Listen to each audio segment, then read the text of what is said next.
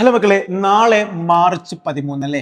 March 13 +1 public എക്സാമിന് ചോദിക്കാൻ chance ഉള്ള അല്ലെങ്കിൽ നിങ്ങളെ ചോദ്യപേപ്പറിൽ കാണാൻ സാധ്യതയുള്ള 20ഓളം ഇമ്പോർട്ടന്റ് ടോപ്പിക്സാണ് കൊടുത്തിരിക്കുന്നത്. മക്കളെ, ഇത് പഠിച്ചു കഴിഞ്ഞാൽ നിങ്ങൾക്ക് ഡബിൾ പാസ് ഉറപ്പാണ്.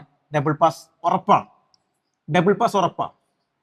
അപ്പൊ നിങ്ങൾ അറ്റ്ലീസ്റ്റ് ഒന്നും പഠിക്കാത്ത വിദ്യാർത്ഥികളാണ്, അറ്റ്ലീസ്റ്റ് ഇന്ന് 8 ടോപ്പിക്സിൽ നോക്കി പോകണം. ഇത് വളരെ വളരെ ഇമ്പോർട്ടന്റ് ആണ്. ഓരോ ചാപ്റ്ററിലും നമ്മൾ അറ്റ്ലീസ്റ്റ് രണ്ട് ടോപ്പിക്സിൽ വെച്ചിട്ട് ഏകദേശം 10ഓളം ചാപ്റ്ററിന് 20ഓളം ചോദ്യങ്ങൾ ടോപ്പിക്സാണ് നമ്മൾ കൊടുത്തിരിക്കുന്നത്. സോ നമുക്ക് എന്ത് ചെയ്യാം, ഒന്നാമത്തെ chapter some basic concept chemistry നമ്മൾ വളരെ സോർട്ട് ഔട്ട് ചെയ്ത് നോക്കുകയാണെങ്കിൽ ഏറ്റവും ഇമ്പോർട്ടന്റ് ആയ ഒന്നാണ് ലിമിറ്റിംഗ് റിയേജന്റ്. Limit reagent. അപ്പൊ ലിമിറ്റ് റിയേജന്റ് എന്താണെന്ന് ചോദിക്കാം, ഡെഫിനേഷൻ ചോദിക്കാം, അതിന്റെ ഒരു പ്രോബ്ലം ചോദിക്കാൻ ചാൻസ് ഉണ്ട്. അപ്പൊ ലിമിറ്റ് റിയേജന്റുമായി ബന്ധപ്പെട്ടുള്ള കാര്യങ്ങളുണ്ട്, അത് നിങ്ങൾ വളരെ ഇമ്പോർട്ടന്റ് ആയി നോക്കണം. അതേപോലെ മറ്റൊന്ന് laws of chemical combination.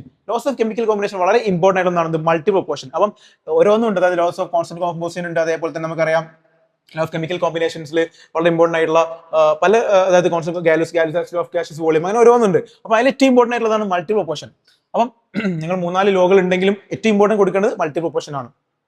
Okay, അതിൽ ആരാണ് പ്രപ്പോസ് ചെയ്തിരിക്കുന്നത്, അതുപോലെ ഡെഫിനേഷൻ കാര്യങ്ങളുടെ എക്സാമ്പിൾ H2O2 H2O അല്ലേ?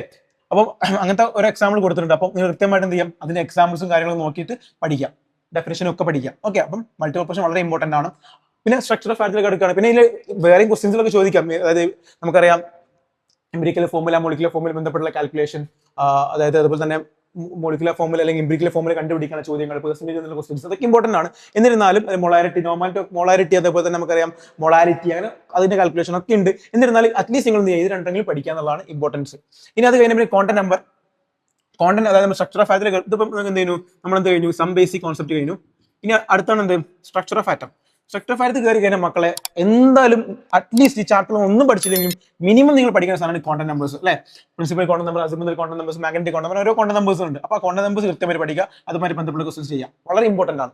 പിന്നെ അറ്റോമിക്, പിന്നെ അതിന്റെ ആറ്റത്തിന്റെ മോഡൽസ് ചോദിക്കുകയാണെങ്കിൽ ഏറ്റവും ഇമ്പോർട്ടന്റ് നിങ്ങൾ കൊടുക്കേണ്ടതാണ് ബോർ മോഡൽ ഓഫ് ആറ്റം.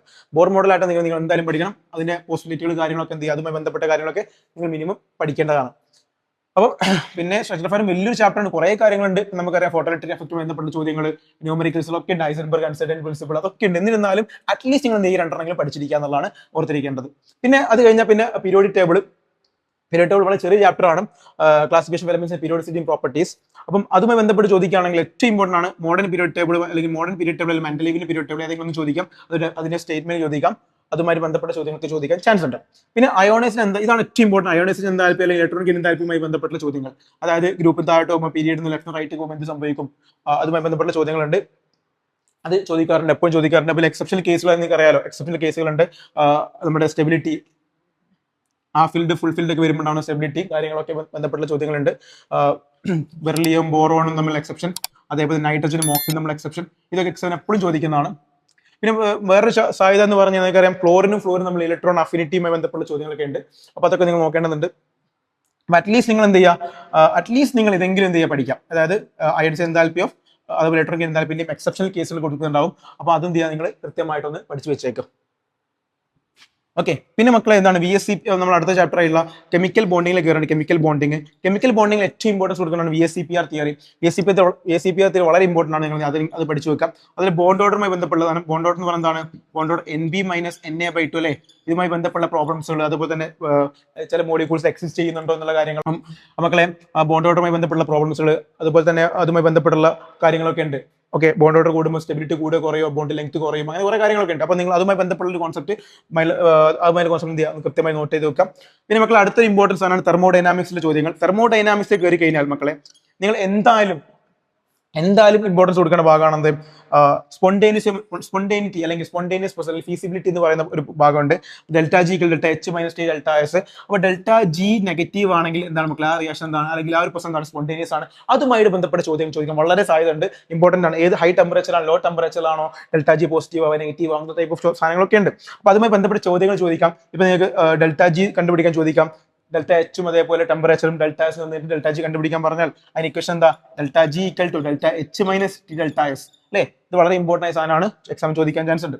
അപ്പോൾ തന്നിരിക്കുന്ന റിയാക്ഷൻ സ്പോണ്ടേനിയസ് ആണോ എന്ന് ചോദിക്കാം, അതിന് എക്സാമ്പിൾസ് ഒക്കെ പഠിച്ചു വെച്ചേക്ക്. പിന്നെ Hess's law of constant heat summation, അപ്പോൾ എപ്പോഴും ഇതില്ലാതെ ക്വസ്റ്റ്യൻ പേപ്പർ കാണാറില്ല, അത്രയ്ക്ക് ഇമ്പോർട്ടന്റ് ആണ് Hess's law of constant heat summation. തെർമോഡൈനാമിക്സിലെ വളരെ വളരെ വളരെ ഇമ്പോർട്ടന്റ് ആയിട്ടുള്ള ഒരു എന്താണ് ഒരു ലോ ആണ് ഹെസസ് ലോ എന്ന് പറയുന്നത്. അതുമായി ബന്ധപ്പെട്ട കാര്യങ്ങളൊക്കെ ഉണ്ട്. അപ്പോൾ തന്നെ ബോൺ ഹേബർ സൈക്കിൾ ഉണ്ട്. ആ ബോൺ ഹേബർ സൈക്കിളും കാര്യങ്ങളൊക്കെ നോട്ട് ചെയ്ത് വെക്കാം. അപ്പോൾ തന്നെ Hess's law of force heat സമ്മേഷന്റെ ഡെഫിനിഷനും അതേപോലെ തന്നെ അതിന്റെ ന്യൂമറിക്കൽസും എന്ത് ചെയ്യുക നിങ്ങൾ ചെയ്യാൻ രൂപത്തിൽ നീ പ്രാക്ടീസ് ചെയ്ത് വെക്കാം. പിന്നെ മക്കളെ ഇക്വിലിബ്രിയത്തിൽ കയറി കഴിഞ്ഞാൽ ഇക്വിലിബ്രിയത്തിൽ നോക്കുകയാണെങ്കിൽ കുറെ ടോപ്പിക് ഉണ്ട്. കെമിക്കൽ അയോൺ ഇക്വിലിബ്രിയം ഒക്കെ ഉണ്ടെങ്കിലും ഏറ്റവും ഇമ്പോർട്ടന്റ് കൊടുക്കുന്നത് പി എച്ച് കാൽക്കുലേഷൻ തന്നെയാണ്. പി എച്ച് എന്ന് പറയുന്നത് P H equal to minus log concentration H plus അല്ലേ. Okay, P H minus log concentration H plus. അപ്പോൾ മക്കളെ ഇത് വളരെ വളരെ ഇമ്പോർട്ടന്റ് ആണ്.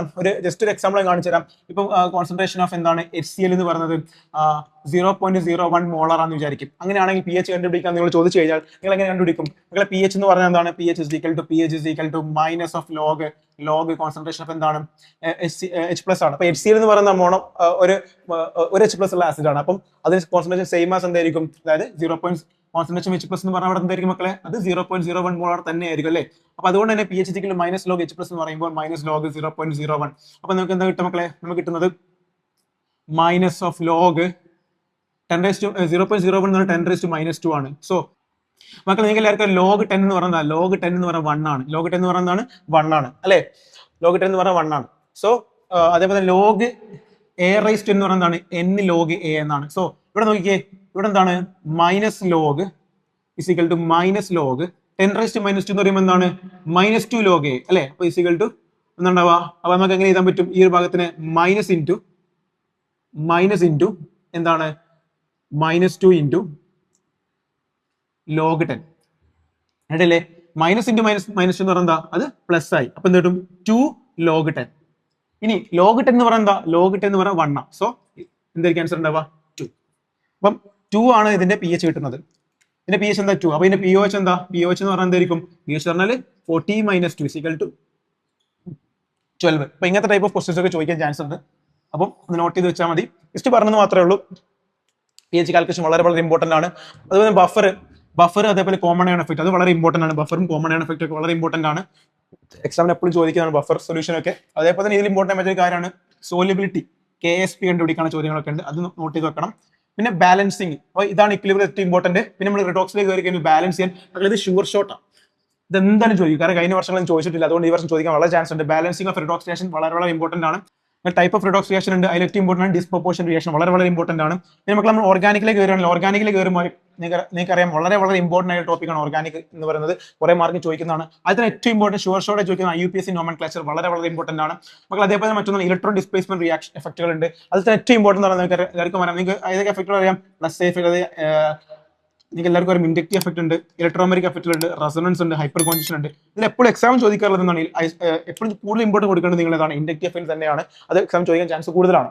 4 പഠിച്ചു വെച്ചേക്കും. അത് തന്നെ ഏറ്റവും ഇമ്പോർട്ടന്റ് ആണ് ഇൻഡക്റ്റീവ് എഫക്ട് ആണ്. പിന്നെ നിങ്ങൾ ക്വാണ്ടിറ്റേറ്റീവ് ക്വാളിറ്റേറ്റീവ് അനാലിസിലേക്ക് പോകുമ്പോൾ അവിടെ ഇമ്പോർട്ടന്റ് ടെസ്റ്റ് അതിനെ വിളിക്കുന്നത് ലെസൈൻ ടെസ്റ്റ്. അത് എക്സാമിന് ചോദിക്കാറുണ്ട്. വളരെ ഇമ്പോർട്ടന്റ് ആണ്. പിന്നെ ഹൈഡ്രോ കാർബണിൽ നിങ്ങൾ കയറി കഴിഞ്ഞാൽ അവിടെ എപ്പോഴും ചോദിക്കുന്ന ഷുവർ ഷോട്ട് ഏരിയ ആണ് ഹക്കൽസ് റൂൾ ഫോർ അരോമാറ്റിസിറ്റി അല്ലെ. എന്തൊക്കെയാണ് പറയുന്നത്? എന്തൊക്കെ പറയുന്നത്? പ്രധാനമായിട്ട് പറയുന്ന പോയിന്റ്സ് എന്തൊക്കെയാണ്? പ്ലെനാർ ആയിരിക്കണം, അതുപോലെ sp2 സൈക്ലിക് ആയിരിക്കണം അല്ലെ, പ്ലെനാർ ആയിരിക്കണം, അപ്പോൾ തന്നെ എന്താണ് കോൺജുഗേറ്റഡ് ആയിരിക്കണം, പിന്നെന്താണ് 4n+2 ഇമ്പോർട്ടൻസ് ആണ് 4n+2 പൈലട്രോൺസ് ഉണ്ടായിരിക്കണം അല്ലെ. ഇതൊക്കെയാണ് ഹക്കൽസ് റൂൾസിന്റെ പ്രധാനപ്പെട്ട പോയിന്റുകൾ. അപ്പൊ ഇതൊക്കെ സാറ്റിസ്ഫൈ ചെയ്യുന്നുണ്ടെങ്കിൽ മാത്രമേ എന്താവുള്ളൂ, ആ കോമ്പൗണ്ട് എന്താവുള്ളൂ, അരോമാറ്റിക് ആവുള്ളൂ എന്നുള്ള കാര്യം നിങ്ങൾ ഓർത്തിരിക്കാം.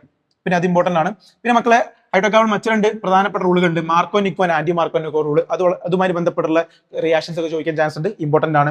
പിന്നെ ലാസ്റ്റ് ഭാഗമാണ് മക്കളെ കൺഫർമേഷൻ ഐസോമറിസം ഓഫ് ഈഥർ.